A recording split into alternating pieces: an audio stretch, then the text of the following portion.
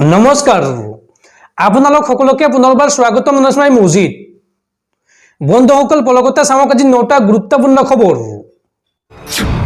প্ৰথমটো খবৰ ৰাজ্যত পুনৰ বন্ধ কৰা হ'ব কেইবাখনো চৰকাৰী বিদ্যালয় ৰাজ্যত পুনৰ বন্ধ কৰা হ'ব 96খন চৰকাৰী বিদ্যালয় শিক্ষাৰ্থী নথকাৰ অজুহাতত এই চৰকাৰী বিদ্যালয়সমূহ বন্ধ কৰিব অসম চৰকাৰে আৰু শিক্ষা বিভাগৰ এই নিৰ্দেশনাক লৈ এতিয়া জাঙুৰ খাই উঠিছে ৰাজ্যৰ সকলো দল সংগঠন পৰৱৰ্তী খবৰ আজি দেশজুৰি অনুষ্ঠিত হৈছে তৃতীয় পৰ্যায়ৰ নিৰ্বাচন আৰু লোকসভা নিৰ্বাচনৰ তৃতীয় পৰ্যায়ৰ ভোটগ্ৰহণত অসমৰ 4টা সমষ্টিত আজি আৰম্ভ হৈছে ভোটগ্ৰহণ সমষ্টিকেইটা হৈছে ক্ৰমে গুৱাহাটী লোকসভা সমষ্টি বৰপেটা লোকসভা সমষ্টি কোকৰাঝাৰ লোকসভা সমষ্টি আৰু ধুবুৰী লোকসভা সমষ্টিত আজি অনুষ্ঠিত হৈছে ভোটগ্ৰহণ আৰু ভোটগ্ৰহণৰ প্ৰতি লক্ষ্য ৰাখি আটাইকেইটা সমষ্টিতেই সকলো শিক্ষানুষ্ঠানৰ লগতে সকলো চৰকাৰী কাৰ্যালয় বন্ধ ঘোষণা কৰা হৈছে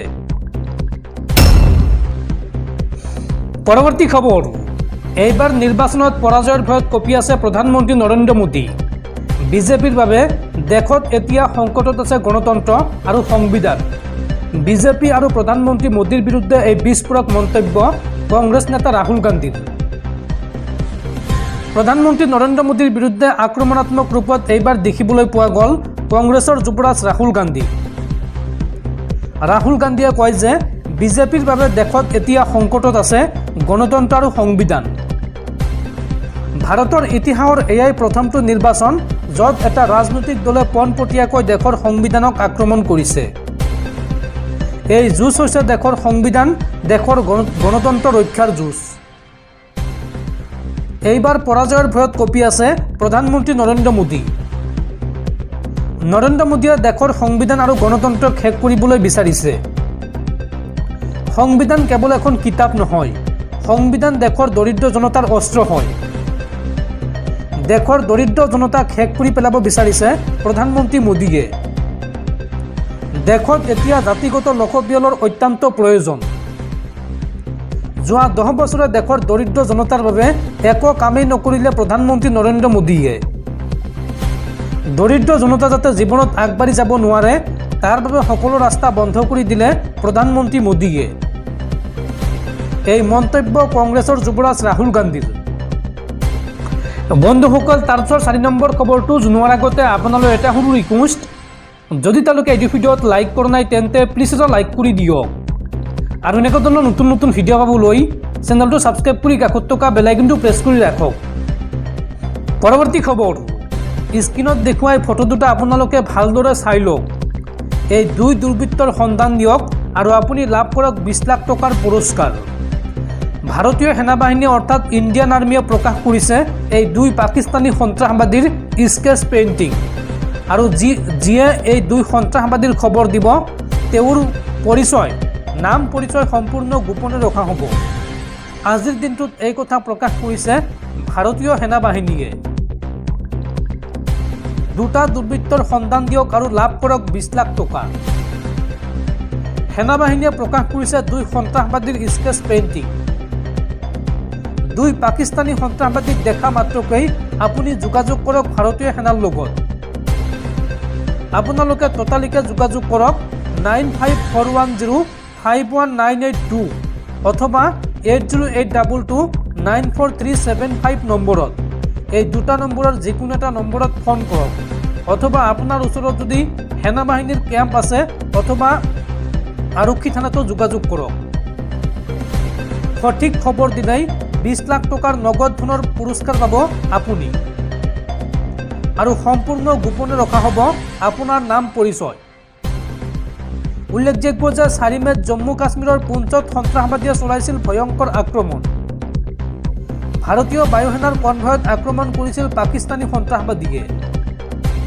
আৰু এই অতৰ্কিত আক্ৰমণৰ ফলত শ্বহীদ হৈছিল বায়ুসেনাৰ কৰ্পৰেল ভিক্কি বাহাৰে আৰু লগতে গুৰুতৰভাৱে আহত হৈছিল আৰু 4জন সেনাবাহিনীৰ লোক এই ঘটনাৰ পিছতেই সন্ত্ৰাসবাদীৰ সন্ধানত অভিযান অব্যাহত আছে ভাৰতীয় সেনাৰ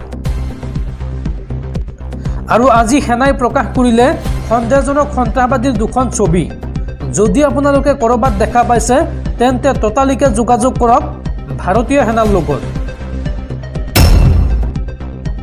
পৰৱৰ্তী খবৰ, আজি সমগ্ৰ দেশৰ লগতে অসমতে অনুষ্ঠিত হৈছে তৃতীয় পৰ্যায়ৰ ভোটগ্ৰহণ আৰু তৃতীয় পৰ্যায়ৰ নিৰ্বাচনৰ ভোটদানত বতৰে দিব বিধি পথালি।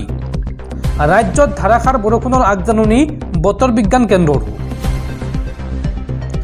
তৃতীয় পৰ্যায়ৰ নিৰ্বাচনত বিধি পথালি দিব বতৰে। আজি ৰাজ্যত হ'ব প্ৰচণ্ড ধুমুহা বৰষুণ আৰু বৰষুণক লৈ বতৰ বিজ্ঞান কেন্দ্ৰই দিছে এই সতৰ্কবাণী।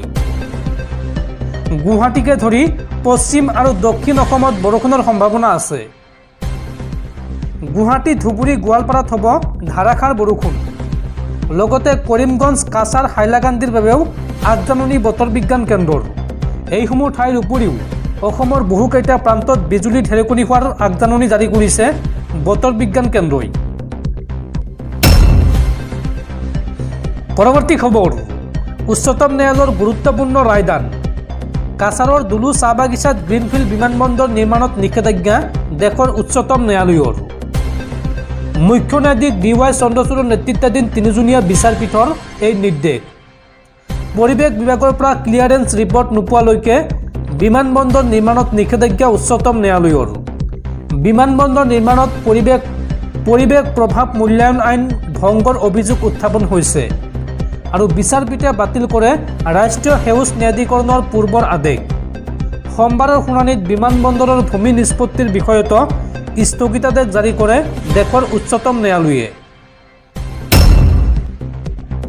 পৰৱৰ্তী খবৰ, ভাৰতীয় উপকূলৰক্ষীৰ বৃহৎ সফলতা। ইৰাণী নাওসহ 6গৰাকী মাছমৰীয়াক আটক ভাৰতীয় উপকূলৰক্ষী বাহিনীৰ। ভাৰতীয় উপকূলৰক্ষী বাহিনীয়ে দেওবাৰে চলোৱা এক অভিযানত মাছমৰীয়াসহ এখন বিদেশী নাও জব্দ কৰিবলৈ সক্ষম হৈছে। পশ্চিম কেৰালাৰ এক উপকূল অঞ্চলত অভিযান চলাই উপকূলৰক্ষী বাহিনীয়ে এখন ইৰাণী নাৱৰ লগতে 6গৰাকী মাছমৰীয়াক আটক কৰে।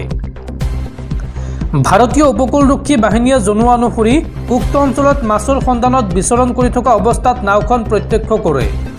ইয়াৰ পাছতে উপকূলৰক্ষী বাহিনীয়ে তেওঁলোকক বাধা প্ৰদান কৰাৰ লগতে নাওসহ মাছমৰীয়া কেইজনক আটক কৰে। সম্প্ৰতি আটাইকেইগৰাকী মাছমৰীয়াৰ লগতে জব্দকৃত নাওখন কোচিলৈ অনা হৈছে। ইতিমধ্যে ভাৰতীয় উপকূলৰক্ষী বাহিনীৰ জিম্মাত থকা মাছমৰীয়া কেইজনক সোধা পোছা কৰাৰ লগতে অধিক তথ্যৰ বাবে তদন্ত অব্যাহত ৰাখিছে। অৱশ্যে আটকাধীন মাছমৰীয়া কেইজন ভাৰতীয় বুলি উপকূলৰক্ষী বাহিনীয়ে জানিবলৈ দিয়ে। তেওঁলোক কন্যাকুমাৰী প্ৰান্তৰ থলুৱা মাছমৰীয়া বুলি স্বীকাৰোক্তি দিয়াৰ কথা উল্লেখ কৰে। আনহাতে তেওঁলোকে কিয় বা কি উদ্দেশ্যৰে ইৰাণী নাৱেৰে মাছ মাৰিবলৈ আহিছিল সেই সন্দৰ্ভত এতিয়ালৈকে জানিব পৰা হোৱা নাই। এই সন্দৰ্ভত তদন্তৰ পাছতহে ঘটনাৰ সবিশেষ জানিব পৰা যাব। পৰৱৰ্তী খবৰ, সাৱধান, বিশ্বত পুনৰ ধৰা পৰিছে কোভিডৰ নতুন ভেৰিয়েণ্ট আৰু এইবাৰ ভেকচিন লোৱাসকলৰ দেহতো কোভিডৰ এই নতুন ভেৰিয়েণ্ট বিয়পিব পাৰে। এই সন্দৰ্ভত বিশ্ববাসীক সতৰ্কবাণী বিশেষজ্ঞসকলৰ। পুনৰ নতুন ভেৰিয়েণ্টক লৈ শংকিত বিশ্ববাসী। পুনৰ আহিছে কোভিডৰ আন এক নতুন ভেৰিয়েণ্ট। কোভিডৰ নতুন ভেৰিয়েণ্টে সৃষ্টি কৰিব নেকি ত্ৰাসৰ। কোভিডৰ নতুন ভেৰিয়েণ্ট FLIRTক লৈ চিন্তিত বিশ্ববাসী। শক্তিশালী ভেৰিয়েণ্ট হিচাপে বিবেচিত হৈছে FLIRT আৰু এই নতুন ভেৰিয়েণ্ট ভেকচিন লোৱাসকলৰ দেহতো সহজে বিয়পিব পাৰে। অমিক্ৰণতকৈ অধিক শক্তিশালী কোভিডৰ এই নতুন ভেৰিয়েণ্ট FLIRT। পৰৱৰ্তী খবৰ, দিল্লীৰ মুখ্যমন্ত্ৰী অৰবিন্দ কেজৰিৱালৰ বিৰুদ্ধে এইবাৰ ৰাষ্ট্ৰীয় অনুসন্ধানকাৰী সংস্থা চমুকৈ NIAৰ তদন্তৰ পৰামৰ্শ। কেন্দ্ৰীয় গৃহ সচিবক এই পৰামৰ্শ লেফটেনেণ্ট গভৰ্ণৰ VK সাক্সেনাৰ। নিষিদ্ধ ঘোষিত সংগঠন শিখ ফৰ জাষ্টিছৰ পৰা আপুলৈ পুঁজি লোৱাৰ অভিযোগত এই পৰামৰ্শ দিয়া হৈছে।